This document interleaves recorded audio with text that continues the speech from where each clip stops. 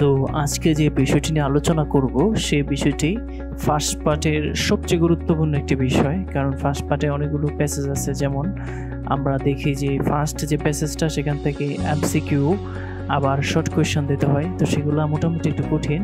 তারপরে আবার প্যাসেজ থেকে সামারি লিখতে হয়, এটা মোটামুটি সহজ। কিন্তু প্যাসেজ রিলেটেড বিষয়বস্তুগুলোর মধ্যে সবচেয়ে সহজ এবং সবচেয়ে ভালো মার্কস ওঠানো যায় সেই বিষয়টা হচ্ছে flow chart. So flow chart হচ্ছে ধারাবাহিকভাবে বিষয়বস্তু একটা বিষয়কে সাজানো, অর্থাৎ একটা বিষয়বস্তুর উপর লিখতে বলা হবে। সেই বিষয়বস্তুটাকে সুন্দর করে গুছিয়ে একের পর এক বা ধারাবাহিকভাবে পয়েন্টগুলো উল্লেখ করার মাধ্যমে সেই বিষয়টা আমরা তুলে ধরতে পারি।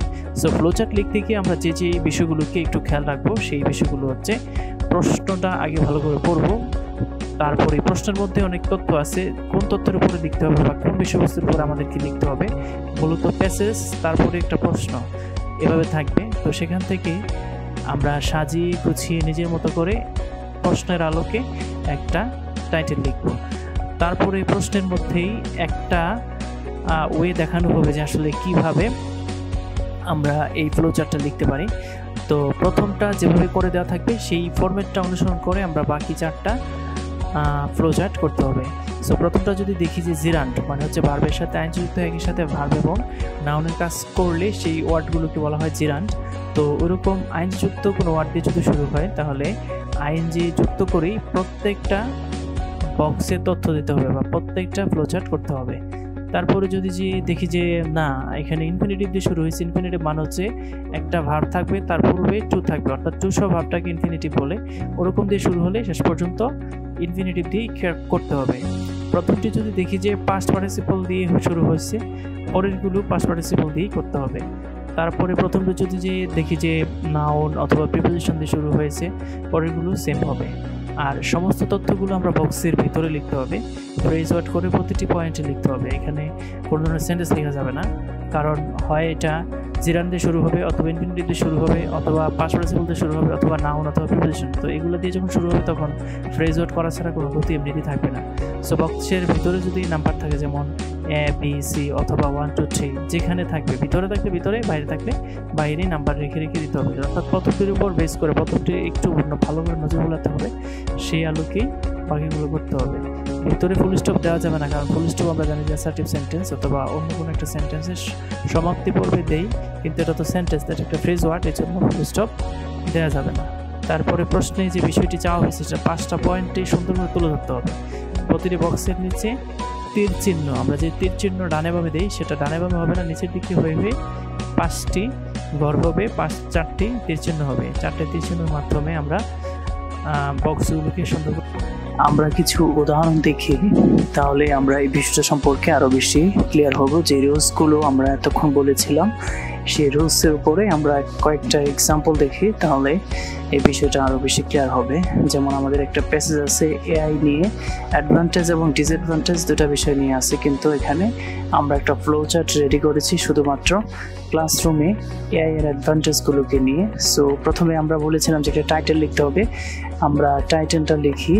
টাইটেলটা এমন হওয়া জরুরি, flow chart showing the advantages of AI in the classroom is given below. So 5টা কি, প্রথমটা আমাদের কি দিয়ে শুরু হয়েছে, টু প্রোভাইড ইনস্ট্যান্ট ফিডব্যাক। তারপরেরটা 2 নম্বরেও আবার to identify and correct mistakes quickly, to automate repetitive task, to provide more and more on attention to the students, to observe attention and engagement। অর্থাৎ এই যে আমরা 1 নম্বর যে উদাহরণটা দিয়েছি সেই উদাহরণের প্রত্যেকটি 1 থেকে 5 পর্যন্ত প্রত্যেকটি পয়েন্ট আমার এখানে একটি বক্সের ভিতরে, এবং ভার্বের পূর্বে টু সহ ভার্বটিকে ইনফিনিটিভ বলে সেই ইনফিনিটিভ দিয়ে শুরু হয়েছে এবং 5 নম্বরেও ইনফিনিটিভ দিয়ে শেষ হয়েছে, এবং কোনো ফ্রেজ ওয়ার্ডের পেছনে কোনো ফুল স্টপ নেই, এবং তীর চিহ্ন নিচের দিকে করে ধীরে ধীরে ধাপে ধাপে আমরা কি করেছি,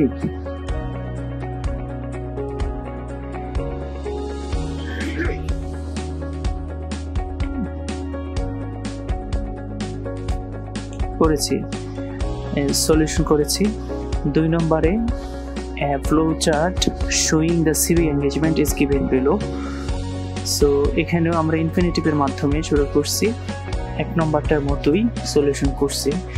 3 নম্বরে গিয়ে আমরা দেখি যে এখানে আসলে a flowchart showing the salient characteristics of adolescence is given below. So adolescence সম্পর্কে 5টা পয়েন্ট এখানে উল্লেখ করা হয়েছে, সবগুলো হচ্ছে নাউন দিয়ে শুরু হয়েছে এবং নাউন দিয়ে 6টা পর্যন্ত শেষ হয়েছে এবং অন্যান্য নিয়মগুলো আগের মতোই আছে।